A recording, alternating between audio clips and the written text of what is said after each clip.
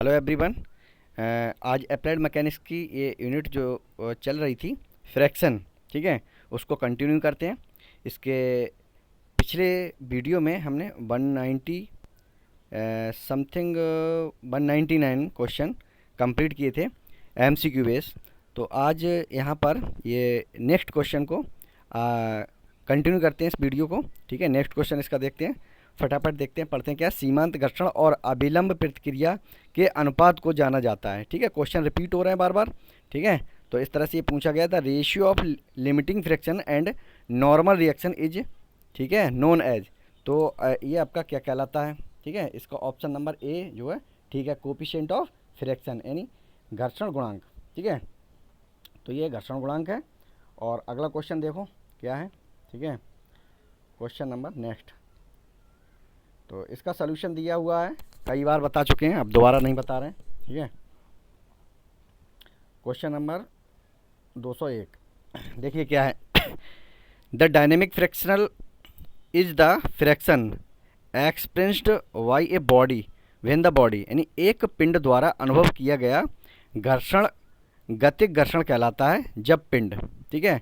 Option इसमें देखा है, पहला ए है ना, गति में होता है। दूसरा बी ऑप्शन विश्राम में होता है, ठीक है। सी ऑप्शन पृष्ठ पर फिसलता है। डी ऑप्शन इनमें से कोई नहीं। तो आपका ऑप्शन नंबर ए ठीक है। क्वेश्चन को एक बार फिर से रिपीट करेंगे। एक पिंड द्वारा अनुभव किया गया घर्षण गतिक घर्षण कहलाता है जब पिंड क्या हो, गति में हो, है ना, गतिमान अवस्था में होता है, तो वह गतिकीय घर्षण का अनुभव करता है कोई पिंड, ठीक है। तो इसका ऑप्शन नंबर ए जो है वो ठीक है, ठीक है, ऑप्शन नंबर ए। अगला क्वेश्चन देखते हैं, क्वेश्चन नंबर 202, ठीक है। इसमें क्या क्या क्या रखा है। The direction of fractional force acting on a body which can slide on a fixed surface is, यानी ऐसे पिंड पर कार्य कर रहे, ठीक है, ऐसे पिंड पर कार्य कर रहे घर्षण बल की दिशा क्या है जो एक स्थिर सतह पर सपन कर सकता है, यानी स्लाइड, सपन का मतलब स्लाइड, स्लाइडिंग, ठीक है। तो ऑप्शन यहाँ पर दे रखे हैं, ठीक है। ऑप्शन नंबर ए में कहा गया है गति की दिशा में। ऑप्शन नंबर बी में कहा गया है गति की दिशा के लंबवत। ऑप्शन नंबर सी अनुमान नहीं लगाया जा सकता। ऑप्शन नंबर डी गति की दिशा के विपरीत। तो इसका ऑप्शन नंबर डी जो है ठीक है। ऑप्शन नंबर डी में क्या क्या कहा गया है, गति की दिशा के विपरीत। क्या है देखिए, यानी इसमें पूछा क्या है, क्या स्लाइड है ना, यानी इसमें जो कहा गया है the direction of fractional force acting on a body, ठीक है, which can slide on a fixed surface, यानी जब कोई बॉडी किसी फिक्स सरफेस पर स्लाइड करती है ना, तो जिस डायरेक्शन में स्लाइड करती है उसके अपोजिट डायरेक्शन में क्या होता है, फ्रैक्शनल फोर्स एक्टिंग करता है ना। तो यहाँ पर जो आपका ऑप्शन है वो आपका ऑप्शन सही हो जाएगा डी, ठीक है, यानी opposite to the direction of motion, ठीक। क्वेश्चन अगला देखते हैं, क्वेश्चन नंबर 203 में देखिए क्या लिखा हुआ है, ठीक है।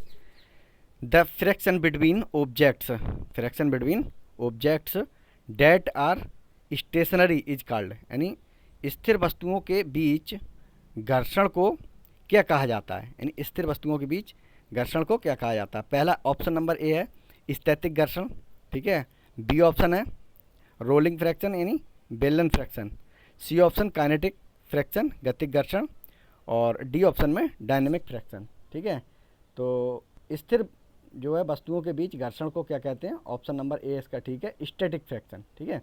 जब वस्तु क्या होती है, स्थिर होती है ना, मूव नहीं कर रही होती है तो उस समय वस्तु और जिस सरफेस पे वस्तु रखी हुई है उन दोनों सतहों के बीच जो फ्रैक्शनल फोर्स एक्टिंग करता है उसका नाम होता है स्टैटिक फ्रैक्शन, यानी स्थिर वस्तुओं के बीच स्थैतिक घर्षण तथा गति वाली वस्तुओं के बीच गतिकीय घर्षण उत्पन्न होता है।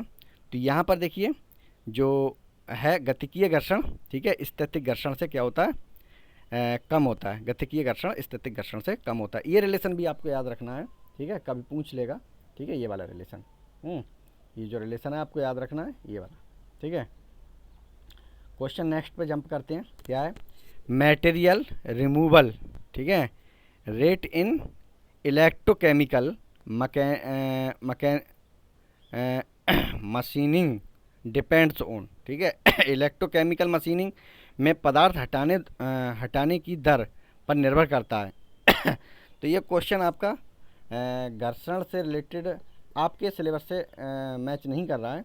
इस क्वेश्चन को हम छोड़ देंगे, ठीक है, इसको हम सॉल्व नहीं करेंगे। अगले क्वेश्चन पे देखते हैं, ठीक है। देखिए अगला क्वेश्चन थोड़ा ये आपका न्यूमेरिकल टाइप है, तो इसे देख लेते हैं। A body of weight 200 newton is placed on a horizontal plane if the coefficient of friction between the body and the horizontal plane is 0.3, the horizontal force required to just slide the body on the plane is, यानी 200 Newton वजन का एक पिंड एक क्षैतिज तल पर रखा जाता है। यदि पिंड और क्षैतिज तल के बीच घर्षण गुणांक 0.3 है तो पिंड को तल पर स्लाइड करने के लिए क्षैतिज बल की आवश्यकता है। यानी आपको बॉडी को क्या कराना है, स्लाइड कराना है। तो यहाँ पर जो हॉरिजॉन्टल फोर्स है उसके लिए कैलकुलेट करना है कि कितना हमारे पास हॉरिजॉन्टल फोर्स होगा। तो वेरी सिंपल क्वेश्चन दे रखा है। देखिए यहाँ पर ये कोई सरफेस है जिस पर एक कोई बॉडी ये रखी हुई है, ठीक है। बॉडी का वेट डाउनवर्ड नीचे CG पर लगेगा 200 न्यूटन, और इसके जस्ट अपोजिट एक नॉर्मल रिएक्शन R होगी, ठीक है। और बॉडी को स्लाइडिंग में लाने के लिए, यानी इस पर जो बल है वो इस डायरेक्शन में F लगाते हैं, ठीक है। तो फ्रिक्शन फोर्स जो है इस डायरेक्शन में मोशन के अपोजिट लगेगा, ठीक है। तो यहाँ पर सारी वैल्यू दे रखी हैं हमें। F बराबर म्यू आर जो है कैलकुलेट करना है, F की वैल्यू फ्रैक्शनल फोर्स की। तो यहाँ पर F बराबर म्यू आर, ठीक है, और R बराबर जानते हैं हम mg, यानी R बराबर W होता है, इसलिए mg, क्योंकि नॉर्मल रिएक्शन W के बराबर होती है। यहाँ पर जो है हमारे पास mg की यानी R का मान डायरेक्ट दे रखा है, और म्यू का मान 0.3 गुणा 200 बराबर 60 न्यूटन। F बराबर 60 न्यूटन हमारे पास आएगा। ये बहुत इंपॉर्टेंट क्वेश्चन है, छोटा क्वेश्चन, इस टाइप के आपसे क्वेश्चन पूछे जा सकते हैं, ठीक है। तो इसका ऑप्शन नंबर आपका क्या क्लियर हो जाएगा, डी ऑप्शन क्लियर हो जाएगा, ठीक है। D option, option number D, ठीक है, आपका सही है, ठीक। क्वेश्चन नेक्स्ट देखते हैं, क्वेश्चन नेक्स्ट अगला देखते हैं, ठीक है। देखिए ये क्वेश्चन है, a body of weight 30 newton rest on horizontal floor, a gradually increasing horizontal force is applied to the body which just starts moving when the force is 9 Newton, ठीक है। The coefficient of friction between the body and the floor will be, ठीक है। तो इन्होंने पूछा body और floor के बीच, है ना, जो कोपिशेंट ऑफ फ्रैक्शन यानी म्यू की वैल्यू पूछी है, कैलकुलेट करनी है। तो हम इसको बड़े आसानी से कैलकुलेट कर लेंगे, सिंपल क्वेश्चन है। क्वेश्चन हिंदी में एक बार मैं पढ़ के आपको बता देता हूँ, ठीक है। एक क्षैतिज तल पर 30 न्यूटन वजन का पिंड रखा है। पिंड पर क्रमशः बढ़ते हुए, ठीक है, क्षैतिज बल का प्रयोग किया जाता है, यानी लगातार पिंड पर जो फोर्स है उसको इंक्रीज कर रहे हैं, है ना। जो बल के 9 न्यूटन होने पर गतिमान हो जाता है, पिंड और तल के बीच घर्षण गुणांक होगा। बहुत सिंपल क्वेश्चन है, ठीक है। फिर से भाई हमने जो अभी पीछे डिस्कस किया था, ठीक है, कि हमारे पास क्या है, ये एक कोई सरफेस है, हॉरिजॉन्टल सरफेस, जिस पर एक बॉडी रखी हुई है जिसका वेट नीचे लगेगा और ये नॉर्मल रिएक्शन ऊपर लगेगी, ठीक है। बॉडी को मूव करने के लिए इस डायरेक्शन में हम अगर इंक्रीज करते हैं कोई फोर्स, तो इसके जस्ट अपोजिट यहाँ पर एक फ्रैक्शनल फोर्स इस डायरेक्शन में लगेगा, क्योंकि जो बॉडी है उसके मोशन की टेंडेंसी राइट हैंड साइड में, नहीं इस डायरेक्शन में है। तो मोशन की टेंडेंसी के अपोजिट, मोशन की टेंडेंसी के अपोजिट, यानी जिस डायरेक्शन में पिंड मूव होना चाहता है, गति करना चाहता है, उसके अपोजिट, गति के अपोजिट, ठीक है, फ्रैक्शनल फोर्स डेवलप होता है, जो कि बॉडी और फ्लोअर यानी पृष्ठ, जो भी आपकी जिस वस्तु जिस पृष्ठ पर खिसकना या चलना चाहती है, उन दोनों सतहों के बीच फ्रैक्शनल फोर्स अप्लाई होता है, ठीक है। तो यहाँ पर हमें R की वैल्यू दे रखी है, ठीक है, और यहाँ हमने मान लिया, ठीक है, कि जो बल है हमारे पास, है ना, वो P बराबर F, जब पिंड गतिमान हो, है ना, तो P बराबर F 9 न्यूटन हमें दे रखा है, तो म्यू बराबर F अपॉन R, और यहाँ से हम इस वैल्यू को लगा के कैलकुलेट करेंगे तो 3/10 म्यू की वैल्यू हमारे पास आ जाएगी। तो 3/10 यानी ऑप्शन नंबर बी हमारा राइट हो जाएगा, ऑप्शन नंबर बी। अच्छा क्वेश्चन है, क्वेश्चन अच्छा है, ठीक है, छोटा क्वेश्चन है, इसलिए ये ऑब्जेक्टिव MCQ टाइप क्वेश्चन बन सकता है। ठीक है, तो क्वेश्चन नेक्स्ट पढ़ते हैं। एक W वजन का पिंड, ठीक है, असम यानी रुक्ष आनत तल पर रखा है। तल की क्षैतिज के साथ आनत घर्षण कोण से कम है वह पिंड। ठीक है, तो a body of weight W is placed on the, यहाँ पर दे रखा है रफनेस, यानी रफ यानी रुक्ष का मतलब होता है रफ यानी खुरदरा, इंक्लाइंड प्लेन यानी किसी नत खुरदरे यानी रुक्ष यानी झुका हुआ भी होगा, मतलब इस तरह से होता है। देखिए ये प्लेन कोई है वो इस तरह से यानी हॉरिजेंटल के साथ कुछ एंगल बना रखेगा। ठीक है, ये जो आपका जो है वो प्लेन ये है ना, ये जो है वो रुक्ष नत समतल कहलाता है ना। तो यहाँ पर जो पूछा तल की क्षैतिज के साथ आनत घर्षण कोण से कम है वह पिंड, है ना। तो यहाँ पर देखिए ऑप्शन हमारे पास कौन सा ठीक होगा। क्वेश्चन को एक बार आप फिर से रिपीट कर लेंगे, पढ़ लेंगे। ऑप्शन नंबर ए में दे रखा है साम्य अवस्था में, बी ऑप्शन दे रखा है नीचे की ओर गतिमान होगा, बी ऑप्शन में नीचे की ओर गतिमान होगा, सी ऑप्शन में ऊपर की ओर गतिमान होगा, और डी ऑप्शन में उपरोक्त में से कोई नहीं। तो इसका ऑप्शन नंबर ए जो है ठीक है, साम्य अवस्था में होगा।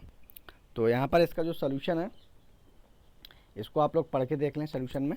ठीक है, तो एक W वजन का पिंड यानी रुक्ष आनत तल पर रखा है। तल का क्षैतिज के साथ आनत घर्षण कोण से कम है, यानी आनत घर्षण कोण से कम होगा तो पिंड साम्यावस्था में होगा, तब पिंड साम्यावस्था में होगा। ठीक है, तो ये कंडीशन हमने आपको पहले भी बताई है। ठीक, क्वेश्चन नेक्स्ट देखते हैं।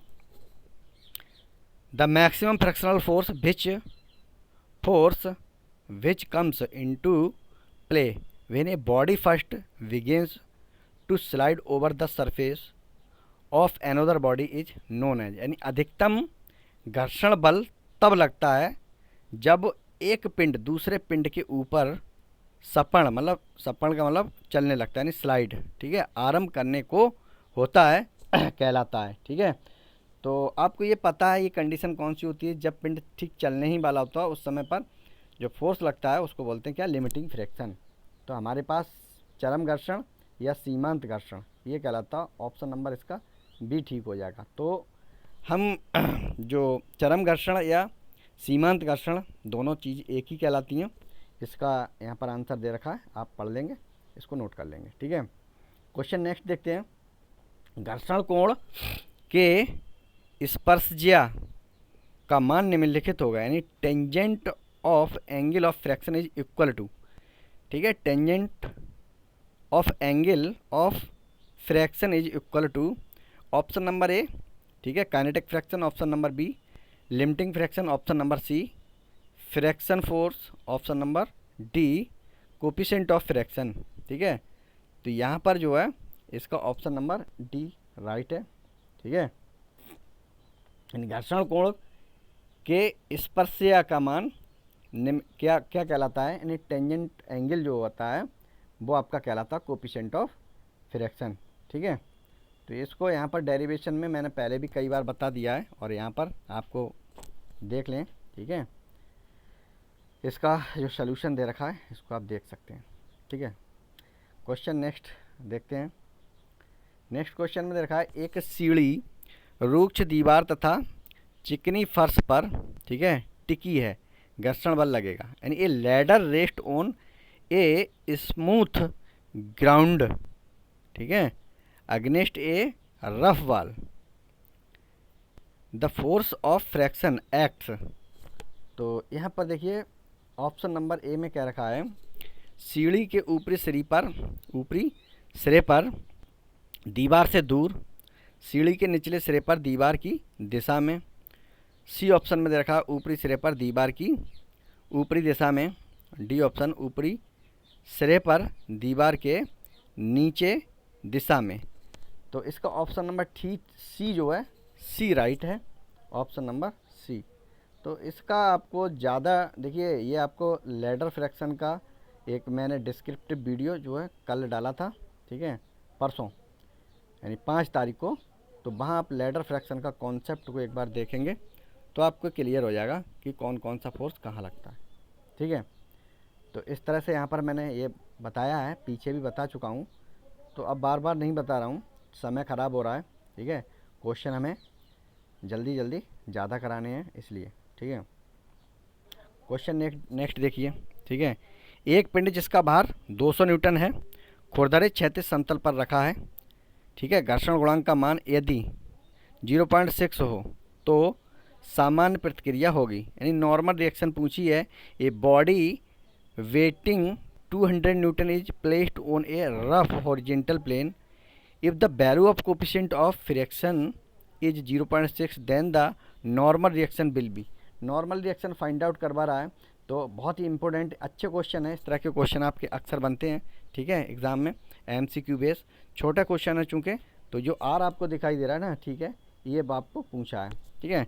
तो आर बराबर सीधे क्या होता है डब्लू, तो ये 100 हो जाएगा, मतलब 200 हो जाएगा। आर की वैल्यू डायरेक्ट सीधा सीधा हो जाएगी और इसमें कुछ भी नहीं करना। इसका ऑप्शन नंबर जो है वो बी आपका राइट हो जाएगा, ठीक है। तो फटाफट इस क्वेश्चन को कर डालिए, समय कम है, आपके एग्ज़ाम नज़दीक है, ठीक है। क्वेश्चन नेक्स्ट पढ़ते हैं। 200 न्यूटन भार का एक रुक्ष पिंड क्षैतिज समतल पर स्थित है तथा इसको 80 न्यूटन के क्षैतिज बल से गतिशील किया जाता है, इसके लिए चरम घर्षण गुणांक का क्या मान होगा। यानी यहाँ पर आपसे लिमिटिंग फ्रैक्शन को पूछा गया है कि लिमिटिंग फ्रैक्शन आपकी की वैल्यू जो है वो क्या होगी। तो यहाँ पर देखिए, ये सिंपल आपको इस तरह से वही है, ठीक है। तो यहाँ पर देख लीजिए कि ये जो आपका क्या है, एक रफ सरफेस है, ठीक है, और कोई बॉडी जो रखी हुई है उसका वेट ये नीचे की ओर लगेगा और नॉर्मल रिएक्शन ऊपर की ओर होगी, ठीक है। अब इसको इस डायरेक्शन में फोर्स लगा के अगर खींचा जाए तो गति की टेंडेंसी ये होगी फ्रैक्शन फोर्स इसके अपोजिट डायरेक्शन में लगेगा, ठीक है। और यहाँ पर हमको निकालना क्या है, म्यू की वैल्यू। तो एफ बराबर म्यू आर हम जानते हैं, जो म्यू बराबर एफ अपॉन आर, ठीक है। एफ की वैल्यू यहाँ पर जो है, ठीक है, वो कितनी दे रखी है, 80 न्यूटन दे रखी है, ठीक है। और आर की वैल्यू 200 न्यूटन है। आर या डब्ल्यू आर के बराबर होता है, डब्ल्यू इक्वल टू आर। तो यहाँ पर हमारे पास 0.4 ये म्यू का मान आ जाएगा। इसका ऑप्शन नंबर ए आपका राइट हो जाएगा, ठीक है, ऑप्शन नंबर ए। ये भी बहुत अच्छा क्वेश्चन है। इस तरह के क्वेश्चन छोटे छोटे आप ज़रूर लगाएं, ठीक है, छोटे छोटे क्वेश्चन जो है वो ज़रूर लगाएं, ठीक है। तो अगला क्वेश्चन हम देखते हैं, ठीक है। क्वेश्चन नंबर जस्ट हमारे पास है क्वेश्चन नंबर 213, ठीक है, ये देखते हैं। तो यहाँ पर देखिए, a body is resting on a plane inclined, ठीक है, at angle 30 degree to horizontal, what force would be required to slide it down, ठीक है, if the coefficient of friction between body and plane is 0.3। यानी ढांचा प्रवृत्त ताल पर 36 से 30 अंश के कोण पर स्थित है, ठीक है। इसे नीचे की ओर झुकाने के लिए क्या बल जरूरी होगा यदि पिंड और तल के बीच घर्षण, जो घर्षण का गुणांक है वो 0.3 दिया हुआ है। तो इंग्लिश में प्रीफेयर करें क्वेश्चन को, आप लोग कोशिश करें इंग्लिश में, ज़्यादा आपको क्लियर होगा, ठीक है। यहाँ पर इंक्लाइंड प्लेन पर कोई बॉडी रखी हुई है, जैसा कि यहाँ पर दिखाया हुआ है, ठीक है। इंक्लाइंड प्लेन पर ये हमारे पास कोई क्या है, हॉरिजेंटल है, ये इंक्लिनेशन है 30 एंगल, ठीक है। इंक्लाइंड प्लेन पर ये बॉडी रखी हुई है, तो बॉडी की नॉर्मल रिएक्शन जस्ट 90 अंश पर होगी और ये वेट जो है वो डब्लू होगा और वेट के साथ ये एंगल 30 अंश होगा और ये डब्लू कॉस 30 अंश हो जाएगा और ये डब्लू साइन 30 अंश इसका कंपोनेंट हो जाएगा।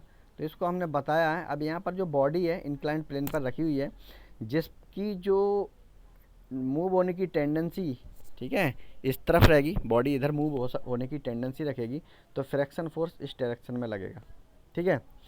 तो यहाँ पर देखिए सोल्यूशन को कैसे किया है ना। पिंड की नीचे की ओर लाने वाला बल डब्लू साइन 30 है, तो यहाँ पर डब्लू जो है डब्लू साइन 30 का मान 1/2 हमने लगा दिया, ठीक है। तो 0.5 हो जाएगा, ये समीकरण नंबर 1 मान ली। अब देखिए पिंड और समतल के बीच विरोधी घर्षण बल म्यू आर होता है, ठीक है। म्यू की वैल्यू दे रखी है, आर हमने ऐसे ही लगा दिया, समीकरण नंबर 2 इसको मान लिया। सिग्मा बी से इसको बैलेंस करेंगे तो आर बराबर डब्लू कॉस थीटा हो जाएगा और समीकरण 2 में आर का मान अब यहाँ से ये लगा देंगे तो हमें यहाँ पर म्यू की वैल्यू मिलेगी, म्यू बराबर 0.3 गुणे डब्लू कॉस 30 और कॉस 30 का यहाँ मान लगा दो, ठीक है। और डब्लू की टर्म में हमारे पास ये वैल्यू आ जाएगी ये आपसे पूछा गया है डब्ल्यू की टर्म में। ऑप्शन नंबर इसका जो है वो कौन सा ठीक है यहाँ पर? ऑप्शन नंबर बी यानी शून्य। ठीक है, शून्य कैसे होगा? यहाँ पर देखिए, ये हमने म्यू का मान निकाल लिया। ठीक है, नीचे की ओर लाने वाला बल विरोधी बल से अधिक है। ठीक है, नीचे को लाने वाला बल विरोधी बल से अधिक है, इसलिए पिंड को नीचे लाने के लिए शून्य बल की आवश्यकता पड़ेगी, यानी कोई बल नहीं लगाना पड़ेगा, पिंड अपने आप से नीचे की ओर स्लाइड होने लगेगा। इस टाइप का हमने एक क्वेश्चन और आपको कराया था। ठीक है, इसका ऑप्शन नंबर बी आपका ठीक हो जाएगा। ठीक, और इसके बाद हम यहाँ ये 200 हमारे पास कितने हो गए? क्वेश्चन 213। 214 क्वेश्चन जो है वो नेक्स्ट वीडियो में बात करेंगे, अगले क्वेश्चन में। ठीक है, अगली वीडियो में। थैंक